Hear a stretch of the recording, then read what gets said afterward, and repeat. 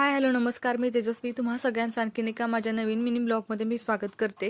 तर इथं म्हणजे सकाळ सकाळ म्हणजे आवरायची गडबड चालू होती. तर तुम्ही म्हणता की सकाळ सकाळ कुठे चालली, तर तुम्हाला पुढे समजेलच कुठे चालले ते. व्हिडिओ शॉर्टमध्ये नक्की बघा. तर मी साडी वगैरे नव्हती घातली, कारण की आमची बाळ उठायची वाट बघत होते, कारण त्याला आंघोळ वगैरे घालायची, नंतर मग कपडे खराब होतील म्हणून नव्हती घातले. तर बाळाची आंघोळ वगैरे झाली, त्याला फ्रेश वगैरे केलं, सगळे त्याला छान कपडे वगैरे घातले.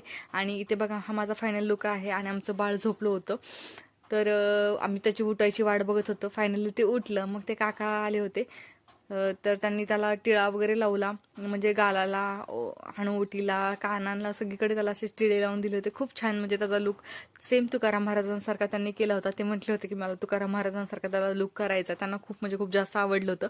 तर हा आमचा बाळाचा हा फायनल लुक आहे. त्यांनी पण खूप एन्जॉय केलं इथं.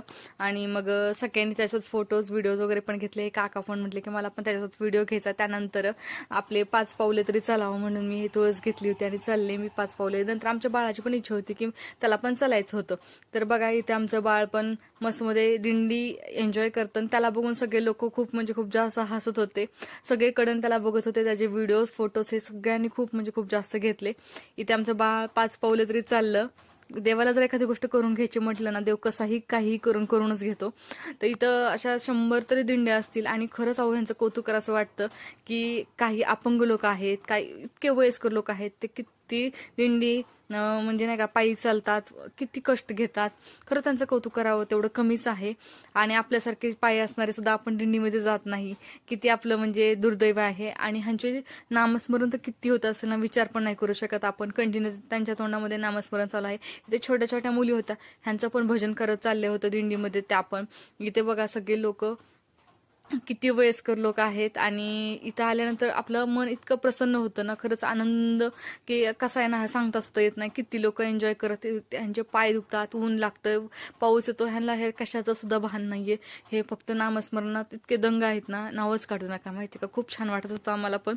सुरुवातीला नगारा वगैरे गेला, नंतर आपले घोडे गेले. आणि इथं बघा, आपली फायनली तुकाराम महाराजांची पालखी आली होती. तर ज्यांना कोणाला दर्शन घेणं शक्य नव्हतं, त्यांनी इथून घेऊ शकतात का. पूर्ण मी ह्याचा व्हिडिओ घ्यायचा प्रयत्न केला आहे. तर दिसतंय तुम्हाला. आणि जे पोलीस होते ते पण आमच्या बाळाचं खूप म्हणजे खूप जास्त कौतुक करतात. त्यांनी पण बाळाला घेतलं, त्याच्यासोबत खूप सारे फोटोज वगैरे घेतले. त्यानंतर आम्ही फायनली निघालो तिथून. घरी पोहोचलं. घरी आल्यानंतर म्हटलं की आपण मसाले भात करावं. तो पण मी कुकर लावून घेतला. आणि नंतर जेवढा मेकअप केला होता तो मेकअप काढत होते.